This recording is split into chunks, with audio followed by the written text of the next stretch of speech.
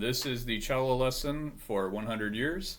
So right off the bat, in the cello part, we have quarter notes. The rest of the orchestra is playing half notes at this point. The cellos and basses are playing quarter notes. So it's F to A, so it should sound pretty straightforward. 1, 2, 3, 4.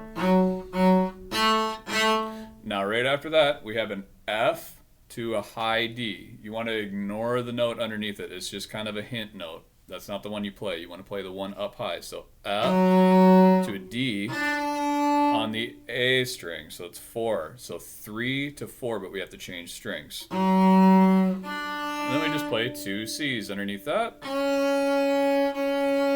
And that's pretty much all there is to it.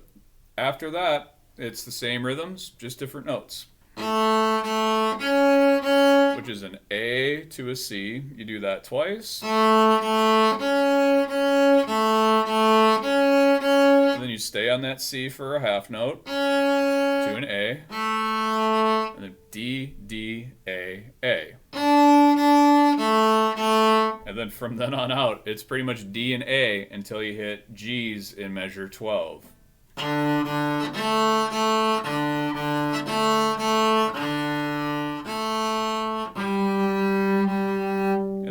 To a G, and then this is the part that we really need to focus on here.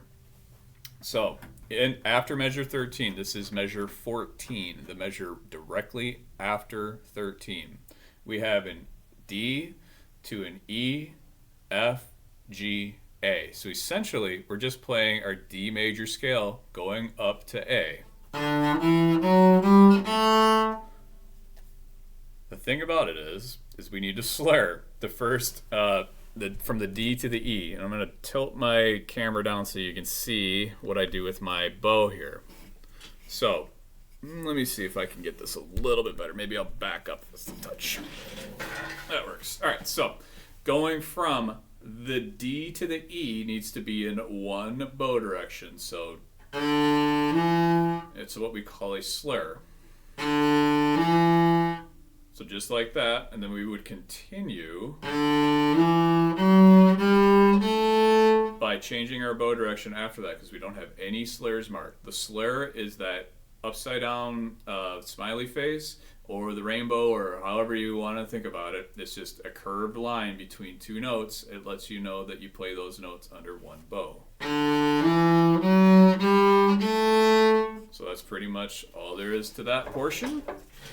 Now the next big thing that I want to make sure that you understand is that 17 is pizzicato, and that means to pluck, and how you do it on cello is you're holding your bow, again this violin bow, but anyways, the whole thing is you put your first finger out, you turn your bow upwards so you're facing the ceiling with your bow, the tip is pointed towards the ceiling, and you pluck above your fingerboard.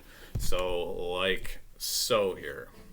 That's normal position, up, out, and pluck. That's all you gotta do.